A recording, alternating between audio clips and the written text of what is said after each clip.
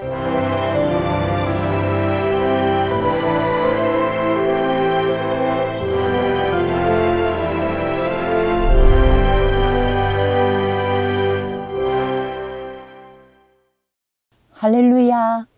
하나님의 말씀을 사모하는 모든 분들께 그리스도의 이름으로 축복합니다. 오늘은 엘리야야 내가 어찌하여 여기 있느냐라는 제목으로 말씀을 전하겠습니다. 본문 말씀은 열왕기상 19장 9절 말씀입니다. 열왕기상 19장 9절 말씀입니다. 엘리야가 그곳 굴에 들어가 거기서 머물더니 여호와의 말씀이 그에게 임하여 이르시되 엘리야야 내가 어찌하여 여기 있느냐. 이 말씀의 배경은 솔로몬 임금님이 돌아가신 후 60년이 지난 시대가 되었습니다. 이스라엘은 북이스라엘과 남유다로 나누어졌으며 북이스라엘에는 아합 왕 시대가 되었습니다. 이 시대에 하나님의 미션을 받고 순종하여 크게 역사를 보여준 선지자가 엘리야 선지자입니다. 그의 이름은 엘은 하나님, 그리고 리는 나의, 야는 여호와. 그래서 엘리야 이름의 뜻은 나의 하나님 여호와라는 뜻입니다. 엘리야는 많은 선지자 중에 대표적인 선지자라고 할 수 있습니다. 그는 신약에 와서 예수님이 변화산에서 어떤 분들과 이렇게 대화를 할 때 모세와 엘리야가 나타나서 이야기를 나누었다라는 말이 있습니다. 그리고 사라밧 가부의 집에서 가루와 기름이 떨어지지 않게 하나님의 역사를 나타냈고, 또 그 과부의 아들이 죽었을 때의 기도로 살려낸 선지자입니다. 그리고 그리 시냇가에서 하나님께서 까마귀가 가져주는 음식을 먹게 하였으며, 갈멜산의 영적 전쟁에서 하나님의 역사를 크게 나타내 보였습니다. 그리고 끝에는 불병거를 타고 죽지 않고 바로 하나님께로 간 선지자입니다. 당시 아합 왕의 재상이 극도에 달했습니다. 아합 왕은 가나안의 우상을 지독하게 섬기는 시돈의 왕 엣발의 딸 이세벨과 결혼하였습니다. 하나님의 사람 선지자들을 많이 죽이고 악한 정치를 했기 때문에 선지자들이 숨어서 살았습니다. 열왕기상 16장 32절 하반절에서 33절에 바알신을 위하여 제단을 쌓으며 또 아세라 상을 만들었으니 그는 그 이전의 이스라엘의 모든 왕보다 심히 이스라엘 하나님 여호와를 노하게 하였더라. 이렇게 아내가 가지고 온 우상, 바알과 아세라 신을 섬기는 아합 왕은 그 행위가 그 전에 모든 임금보다 이스라엘 하나님 여호와를 노하게 하였다고 했습니다. 이때에 하나님은 엘리야를 불러서 사용하셨습니다.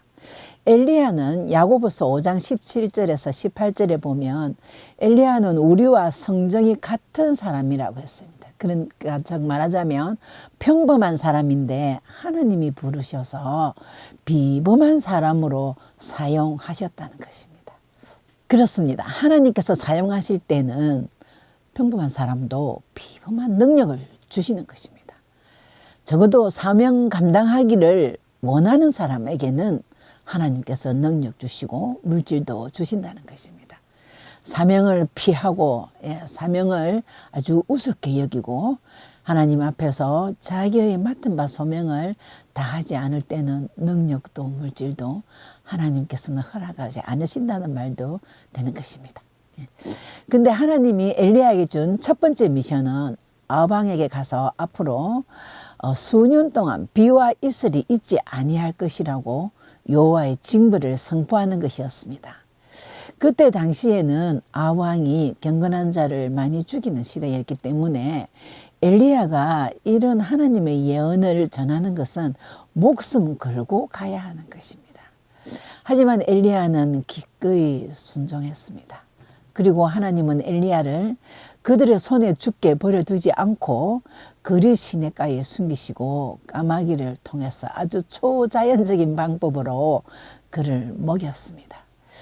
그 아왕이 섬기는 바알 신은 남성 신이고요. 아세라 신은 여성 신이고, 이 두 신은 풍요와 타산의 신이며 농경시대에 백성들이 아주 좋아하는 그런 우상이었습니다.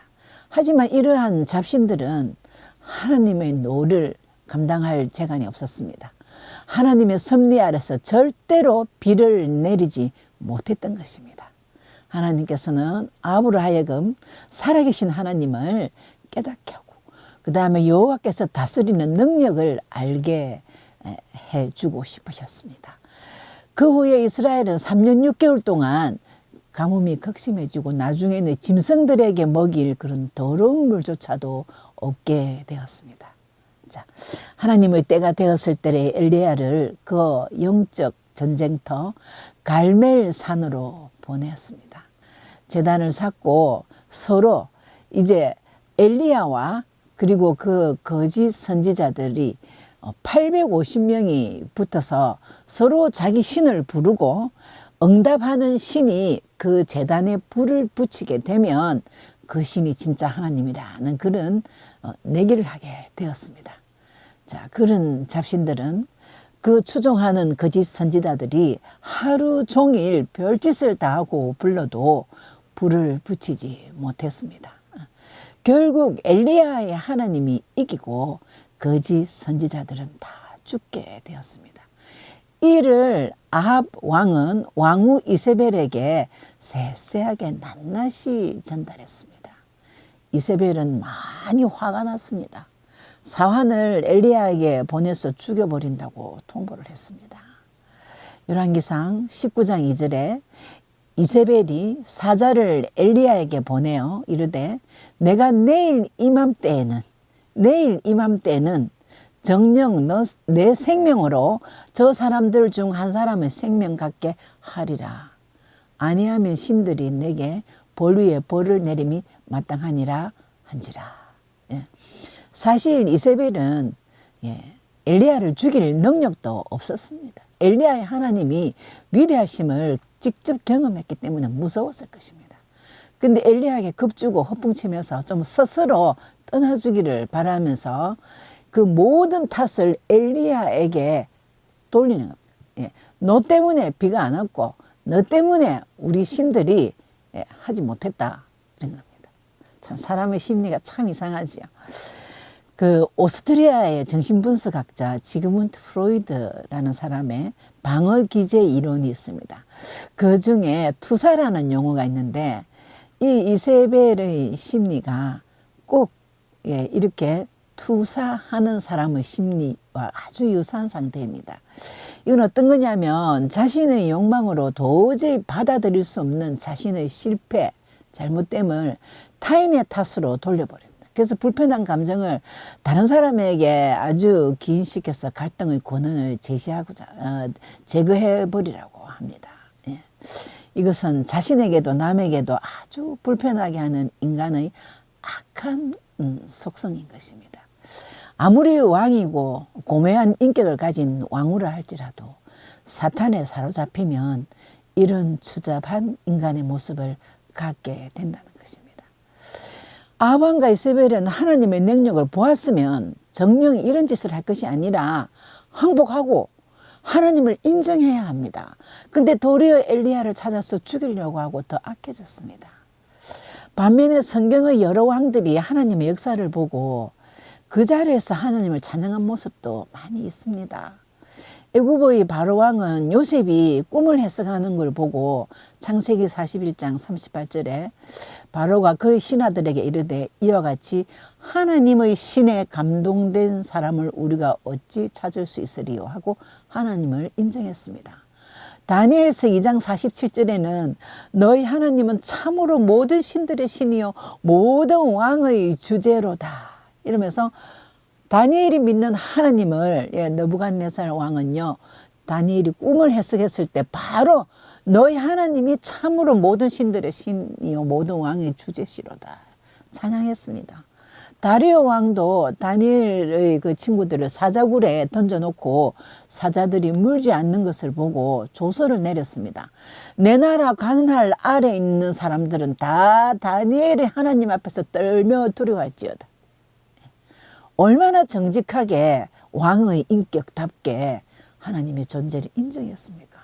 그것뿐입니까? 고레사 왕은요, 이스라엘의 하나님은 참 신이다 했습니다.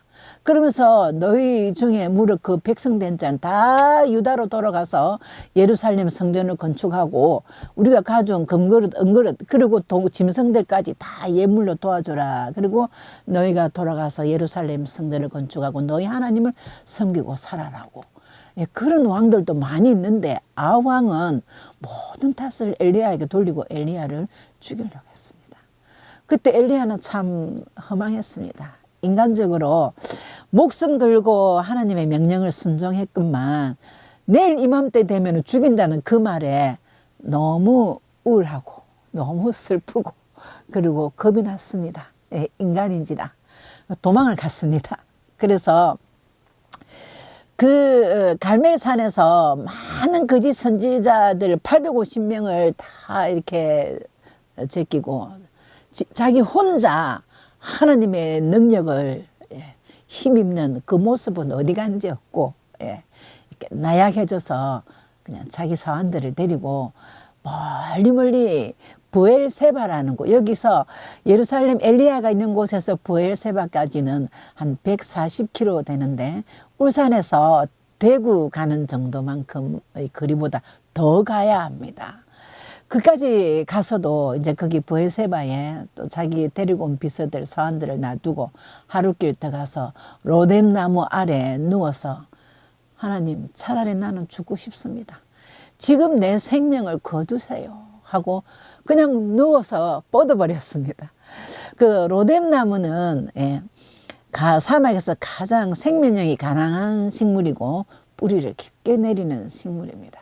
키는 그렇게 크지 않는 나무라는데 아주 작은 나무라고 합니다. 우리나라의 탱자나무 정도 되는. 근데 그 그늘에 누워서 하나님 차라리 죽고 싶어요. 그러나 하나님의 사명을 감당한 하나님의 자녀를 하나님은 그냥 두고 있지는 않으십니다. 위로하십니다. 우리 하나님은 위로의 하나님이십니다. 하나님의 천사를 보내서 엘리야의 얼굴을 이렇게 쓰다듬으면서 엘리야야 일어나라 이러면서 구운 떡과 물을 마시게 하셨습니다. 구약에서는 떡을 말씀의 상징으로 보고 물은 성령으로 봅니다. 우리 성도님들도 마음이 심히 낙심되고 공허할 때 심령의 말씀으로 채우고 성령님 충만하시기를, 그러므로 회복하시기를 축복합니다. 천사가 가져다 준 구운 떡과 물을 먹고 기운을 차린 엘리야는 다시 40일을 걸어서 호렙산에 가서 어느 굴에 들어갔습니다. 호렙산은 우리가 흔히 알고 있는 시내산의 같은 이름입니다. 모세가 율법을 받은 산입니다. 또 호렙산은 이스라엘 백성들에게는 하나님의 산이고 하나님을 갈망하는 마음의 고향이었습니다. 내가 그 엘리야의 행적을 보면서 제가 생각한 것은요, 우리 성도들이 교회를 옮겨 다니셔서는 안 될 것 같습니다. 평생 신앙의 고향 같은 모교회가 있어야 내 마음이 공허할 때 엘리야처럼 걸어서 지친 심령으로 내가 하나님과 아름답게 만났던 그 시간, 그 장소를 그리워하며 찾아올 때가 있어야, 찾아갈 때가 있어야 될 것 같습니다.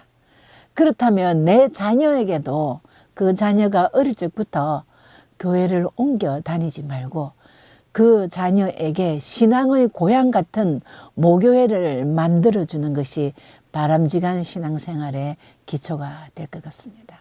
자녀들도 다른 곳에 가지 않고 자기가 방황할 때에 어릴 적 재미있게 다니던 교회에 찾아오는 자녀들은 아무리 방황하는 아이들일지라도 언젠가는 하나님의 손에 붙들림 받게 될 줄 믿습니다. 하지만 교회를 자주 옮겨 다니면 평생 교회를 손님처럼 다니게 됩니다. 고향 같은 모교회가 없어지는 것이죠. 교회 공동체는 희로애락을 함께하며 싸우며 불며 지켜온 고향 사람들처럼 함께 세워가는 것입니다. 엘리야도 마찬가지 지친 몸을 이끌고 신앙의 산 시내산까지 간 것입니다. 그래서 굴에 가서 또 누워 있었습니다. 하나님은 거기까지 찾아오셨습니다. 성경의 여러 곳에서 보지만 다른 종교는 인간들이 산으로 들로 그리고 나무 앞에 해 앞에 돌 앞에 찾아가는 종교이지만 우리 기독교는 예수님께서 찾아오는 종교입니다. 항상 우리의 마음을 두드리십니다. 그리고 호렙산 굴 앞에까지 여호와 하나님은 찾아오셨습니다. 오늘 본문 말씀처럼 열왕기상 19장 9절에 엘리야가 그곳 굴에 들어가 거기서 머물더니 여호와의 말씀이 그에게 임하여 이르시되 엘리야야 내가 어찌하여 여기 있느냐. 이것을 보면 하나님이 인도하셔서 이 굴에 온 것이 아니라 엘리야가 자기 그 마음의 고향 같은 신앙의 고향인 호렙산을 스스로 찾아온 것 같습니다. 그때에 하나님도 오셔서 목숨 걸고 소명 감당한 엘리야를 위로해 주시는데 이제는 이 사람을 회복시켜야 되겠다는.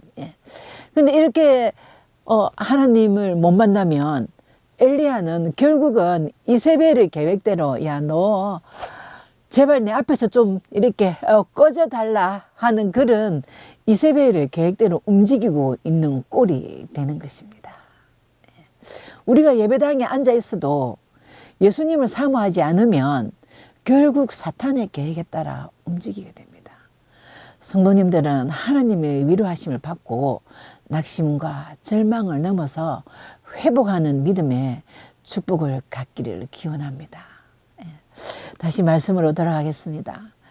엘리야야 내가 어찌하여 여기 있느냐 물으실 때 엘리야의 심정은 그냥 얼른 자기 마음속에 있는 모든 말을 또 간직한 것을 바로 그냥 자기 중심적으로 쏟아놨습니다. 10절입니다. 내가 만군의 하나님 여호와를 위하여 열심히 유별하오니 이는 이스라엘 자손이 주의 언약을 버리고 주의 단을 헐며 칼로 주의 선지자들을 죽였으며 오직 나만 남았거늘 저희가 내 생명을 찾아 취하려 합니다. 그러니까 하나님 내가 하나님 일을 더 열심히 하다 보니까 저들에게 미움이 되어서 내 옆에는 아무도 없고 이제 내 혼자 남았는데 내 마저 죽이려고 합니다. 이렇게 마음을 털어놓았습니다. 19장 18절에 그러나 내가 이스라엘 가운데 7천인을 남기리니 그 사람들은 다 무릎을 바알에게 꿇지 아니하고 다 그 입을 바알에게 맞추지 아니한 자니라. 그러면서 네 혼자가 아니다. 너는 혼자이지만 내가 7천 명을 너와 함께 동력할 7천 명을 남겨두었다. 즉 자기 혼자만 생각하는데 비하면 7,000배입니다. 7,000배. 하나님께서는 엘리야를 확실히 위로하였습니다. 누가 이 말을 듣고 힘이 안 나겠습니까? 사람이 영적 침체에 빠지면 하나님은 안 보이고 문제만 크게 보입니다.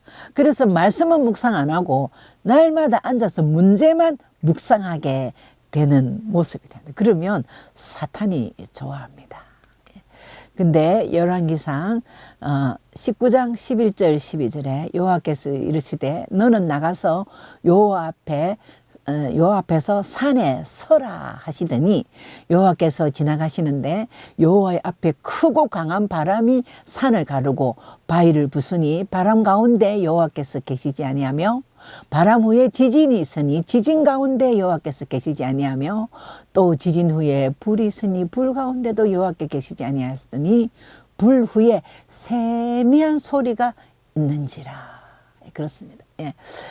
하나님께서는 엘리야에게 위로하시고 굴 밖으로 나오라 했습니다. 나와서 바람도 일으키고 지진도 일으키고 그리고 또 불도 일으키면서 하나님이 이 바람도 주관하고 지진도 주관하고 불도 주관하는 파워풀한 하나님의 모습을 직접 보게 했습니다. 그리고 그 후에 세미한 음성으로 부드럽게 다가오셨습니다. 이것은 여호와 앞에 섰을 때에 우리가 다른 자리에 안 가고 우리가 서 있어야 할 곳은 엘리야처럼 굴 속에 이렇게 누워 있지 않고 다시 일어난 엘리야처럼 여호와 앞에 있을 때 그때 하나님의 세미한 음성을 들을 수 있다는 것입니다. 마지막 날에도 우리가 설 곳은 오직 예수 그리스도 앞 한 곳입니다. 그 앞에서 생명의 면류관을 받을 것입니다. 우리는 여호와 외에 다른 신은 없습니다. 이사야 45장 4절에 나는 여호와라 나 외에 다른 이가 없나니 나밖에 신이 없느니라. 너는 알지 못하였을지라도 나는 내 띠를 동일 것이라. 그렇습니다. 예, 신천지, 통일교, 구원파 그리고 뭐 하나님의 교회 예, 성도들은 여기 속한 성도들은 듣기 불편하겠지만 저는 확실히 말합니다. 여호와 이름 외에 교주가 있는 종교는 모두 이단이라고 저는 생각합니다. 나는 여호와라 다른 이가 없느라고 하셨습니다. 그러면서 사명을 주시면서 엘리야를 완전히 회복시켜 주셨습니다. 열왕기상 19장 15절에 여호와께서 저에게 이르시되 너는 내 길을 돌이켜 광야로 말미암아 다메섹에 가서 이르거든 하사엘에게 기름 부어 아람 왕이 되게 하고 너는 또 남시의 아들 님시의 아들 예후에게 기름을 부어 이스라엘 왕이 되게 하고 또 아벨머홀리 사바스의 아들 엘리사에게 기름을 부어 너를 대신하여 선지자가 되게 하라 이랬습니다. 이 말은 두 가지 명령. 다메섹으로 가서 내 길을 돌이켜서 다메섹으로 가라. 그리고 바알을 도우고 섬기는 악한 이세벨 같은 자를 예후 장군을 세워서 없애버려라. 즉 왕을 갈아치우고 새로운 시대를 여는데 네가 중간에 서라 이 말입니다. 하나님께서는 주시는 비전과 능력으로 새로운 세상을 만드는데 너가 필요하다고 너가 나의 동력자에 적합하다 하시면서 회복시켜 주십니다. 그리고 엘리사를 너의 제자로 선지자로 세워라. 제자를 세워라는 것입니다. 우리는 외톨이가 아닙니다. 엘리사에게 하신 말씀이 오늘 우리 성도들에게 주시는 말씀입니다. 그렇습니다. 성경은 흘러간 옛 신화나 전설이 아닙니다. 오늘 우리에게 사명을 주시는 하나님의 말씀입니다. 하나님의 음성을 듣고 서야 할 곳에 서고 가야 할 곳에 가고 해야 할 일을 할 때 온전히 회복되는 줄 믿습니다.